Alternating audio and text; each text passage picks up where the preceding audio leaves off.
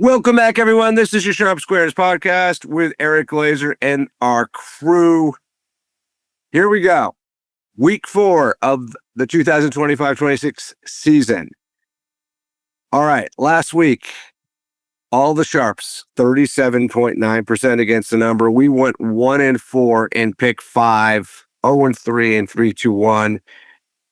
I know a lot of you have reached out to me dating back to last season, first 3 weeks. It's been unprecedented and how bad our Sharps are. So a couple of things.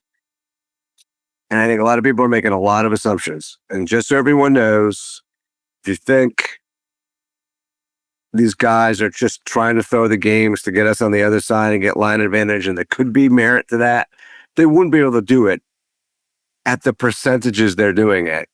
It's just too high. I mean, so I think we're going to stay patient. We did adjust the algorithm pretty aggressively. I mean, the problem is there aren't many Sharps doing anything positive over the last, call it 15, 20 weeks of NFL games. So it's really hard to make adjustments. And we've lost some of our better ones from the old CBS show, as well as Mike Lombardi. But we did make some adjustments to some of the guys that you may know well, but have not had a good track record the last year and a half, at least in our records.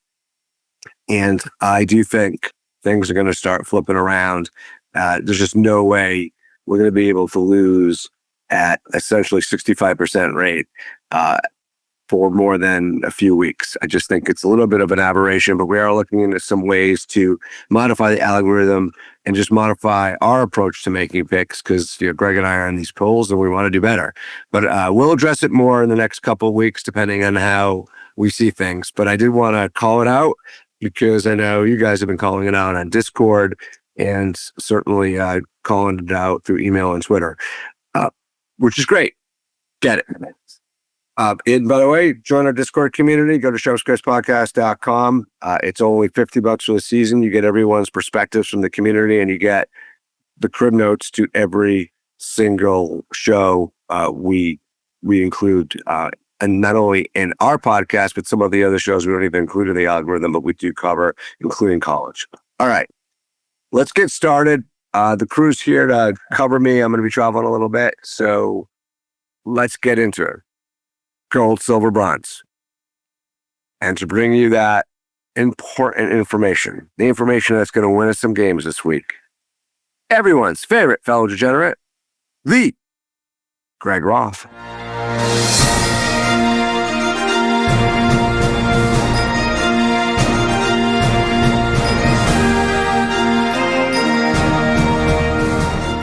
Eric, thank you so much. It's great to see you, Professor, for the second week in a row. And of course, the Ambassador, always great to see you on a Friday afternoon heading into the weekend. It's always a great start to the weekend to join you for the broadcast. We have 5 medal games this week. 5 of them. I think that's a better number than the 8 we had last week. There's 1 gold. There are 2 silver. And there are 2 bronze. A nice balanced attack this week. The gold game, the top game, the pick.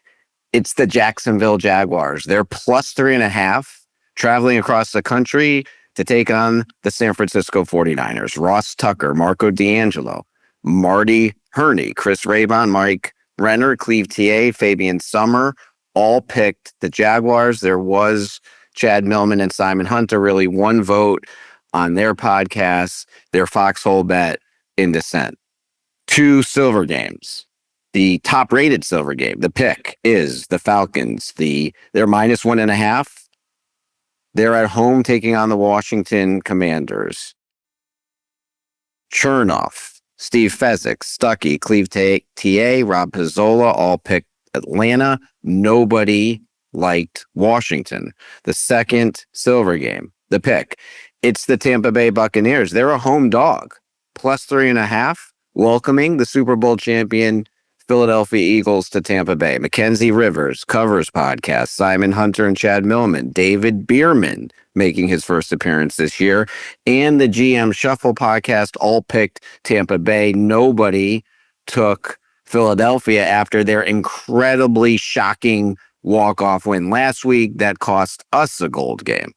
2 bronze games. The top-rated bronze game. The pick, it's the Las Vegas Raiders. They're -1.5. They're at home taking on the Chicago Bears. Kelly Stewart, the Favorites Podcast, Stuckey, Cleve TA, and Todd Wishnow all picked the Raiders. Nobody took Chicago.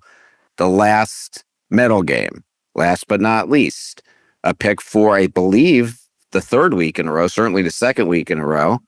It's the New England Patriots. They're at home, -5.5, welcoming the Carolina Panthers to New England. Chernoff, Cleve TA, Stuckey, Fabian Summer all picked New England. There was dissent on Carolina from Ross Tucker, Marty Herney, and Gil Alexander. So very simple, our picks this week. 5 medal games, our pick 5, Jaguars +3.5 is gold, Falcons -1.5, Buccaneers +3.5 silver, Raiders -1.5, Patriots -5.5 bronze. Those are your pick 5. 3, 2, 1, also easy. Just like last week, the lines don't change. So it's our top 3 rated games. The Jaguars are 3, the Falcons are 2, the Tampa Bay Buccaneers are 1. Eric isn't here again this week to do this transition, so I have the honors. If that's all you were looking for, you are now dismissed. But if you want to stick around, we have some great trends and some handicapping highlights of our medal games. Take it away, Ambassador. Thanks, Greg. We will start with some trends from Bet Labs. You can find them at at bet_labs on Twitter. These are via John Ewing. First trend is undefeated versus undefeated. Since 2003, the dog is 70, 58, and 4 against the spread. That's 55% in these games between teams that have not lost. And in week 4 or later, 10, 5, and 1 against the spread. That's 67%. This week, it's the undefeated Bucks against the somehow undefeated Eagles. And undefeated versus winless. 14-4 against the spread since 2003. That's the undefeated who have that record. This week, Bills -16.5 versus the Saints, and Chargers -6.5 at the Giants. There's a trend for Josh Allen, who is 11-0 straight up as a home favorite of 14+ points. But in those games, he is only 4, 5, and 2 against the spread. The Bills are -16.5 this week versus the Saints. For the less fortunate, we'll give them a little bone here. The winless teams versus the winless teams. Dogs in that case are 76 and 44 and 5 against the spread since 2003. That is 63%. This week, that applies to the Titans at +7 against the Texans and the Jets +2.5 at the Dolphins. Moving to the international series across the pond. Hello, governor. That's my accent, whether it's England, Australia, or Ireland in this case. Favorites are 36, 13, and 1 straight up, and 32 and 18 against the spread. That's 64%. This week, Vikings -2.5 versus Steelers in Dublin. And finally, Dak Prescott as a big dog playing the Packers this Sunday on Sunday Night Football. When catching 7 or more, Dak is 3-3 straight up and 5-1 against the spread. As I said, this week, playing the Packers, the Cowboys are a 7-point underdog. We have some quick hits courtesy of the Action Network. Public bettors are ice cold so far this year. Sides with 60% plus of the tickets are 4-17 against the spread, the worst 3-week start in 23 years. The Jets and the Giants are hopeless in prime time. They're 5-34 straight up since 2019. Some people might suggest the Jets and the Giants are hopeless at any time. Teams heading into buys. That would be the Steelers, Packers, Bears, and Falcons this week. Heading into the bye, the week before, cover 57.8% of the time. Next trend, late chaos. This year, protecting the late lead has been rough. Teams leading after 3 quarters are just 31-14 against the spread, worst through 3 weeks or across a full season in the wild card era. Meanwhile, betting teams trailing at halftime has been a gold mine. Betting teams trailing at halftime has been a gold mine, 28-16 against the spread this year. And since 2022, a plus 7.7% return on investment. Maybe that is the solution for some of these picks. Just bet the losing team at halftime. No handicapping. Just do that.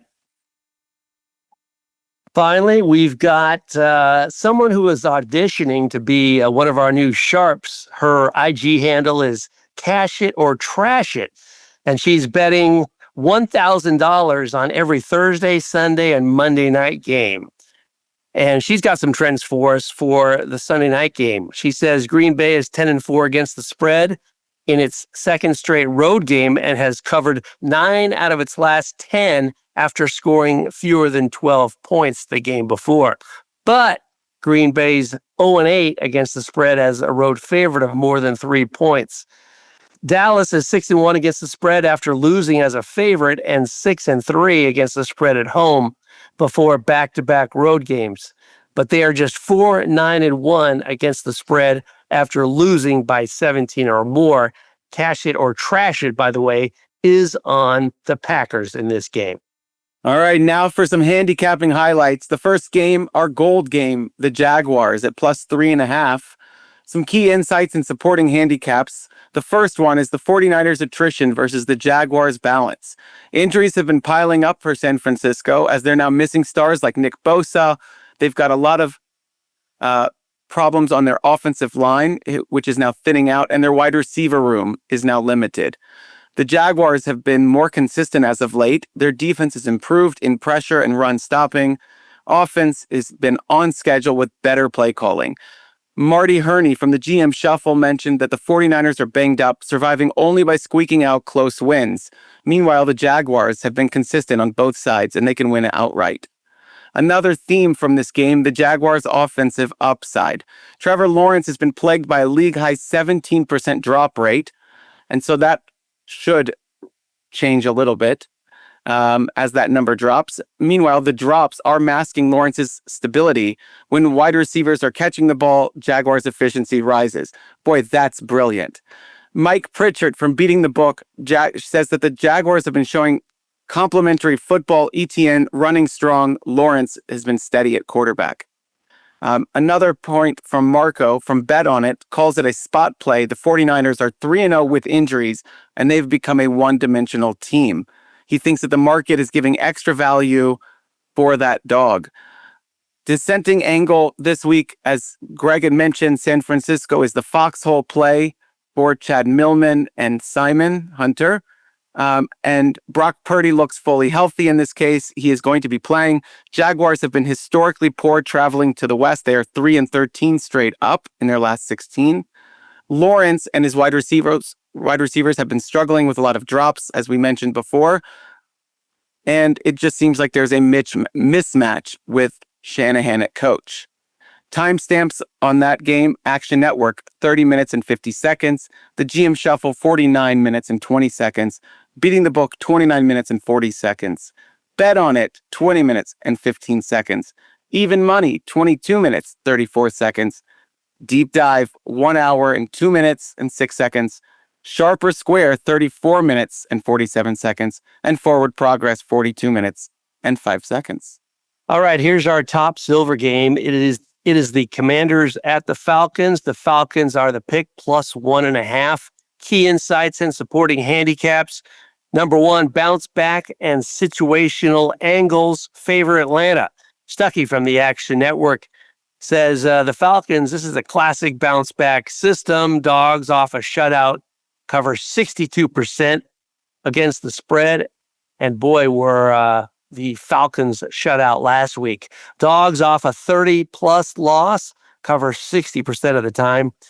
He says Atlanta's Week 3 blowout loss was fluky as they outgained the Panthers by 100 yards. Fezzik from the Dream Preview. He picks the Falcons off a 30-point blowout. He says they historically cover about 52% against the spread. Add some pre-buy motivation. That's 56% against the spread since 2012. Mike Pritchard from Beating the Book. Atlanta plus 1.5 is his pick as well. It's his best bet, in fact. He says teams off a 30-plus point loss cover about 65% of the time in their next game. He expects a sharper rebound. Second key insight, Commanders' injuries and offensive limitations. Washington is riddled with injuries, according to Stuckey. Wide receivers, defenders, offensive line, banged up. Fezzik from the Dream Preview says the Commanders are reliant on Mariota because Daniels is likely out. We've just found out that Daniels will be out, so Commanders will be relying heavily on Mariota. And wide receiver injuries are limiting the offense, including Terry McLaurin, who will be out. And Deep Dive mentioned the same thing about McLaurin and Mariota. He says Mariota's serviceable but limited. And then the Washington wide receiver coach was fired. The offensive coordinator's on the hot seat. This all equals turmoil. Finally, Falcons have the defensive edge from Deep Dive. Atlanta defense is ranked top 5 in EPA and matches up well with Washington's weakened attack. Makes sense. Timestamps, Action Network, 2 minutes and 33 seconds. Dream Preview, 13:07. Beating the Book, 29 minutes, 40 seconds. And Even Money, 17 minutes, 49 seconds. We have some highlights for a bronze game. It's the Bears at the Raiders. The Raiders are minus 1.5. The Raiders are our pick. Supporting handicaps. Number one theme, Bears defensive vulnerabilities. According to Stuckey of the Action Network, Bears defense still a mess. Injuries at cornerback, no pass rush, poor run defense. Raiders offensive line issues won't be a problem accordingly. From the Deep Dive podcast, Bears secondary, awful. Raiders wide receivers can feast. Caleb Williams is still erratic, especially under pressure. The other theme, Raiders bounce back and value spot. This also from Stuckey. Buy low on Vegas. Expects Geno Smith and offense to bounce back. From the Sharper Square podcast, Raiders embarrassed last week. Strong bounce back angle. Public heavily on the Bears. Pros backing the Raiders. Third theme, Max Crosby factor.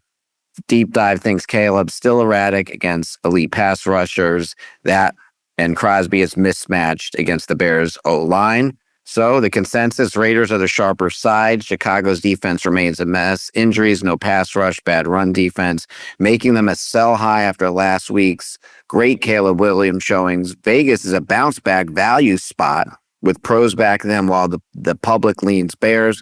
Max Crosby will be the X factor in his indirect matchup with Caleb Williams and pressuring him. Timestamps, Action Network, 24 minutes and 3 seconds. Sharp or Square, 45 minutes, 44 seconds. Beating the Book, 38 minutes, 15 seconds. Bet on it, 37 minutes, 15 seconds. I have to just say that I feel so much better knowing that the Titans aren't one of our picks this week. I think you speak for a lot of people on that subject. Yes, we all do. Yes, well, we are by no means sharp, but we are the Sharp Squares podcast. Good luck out there.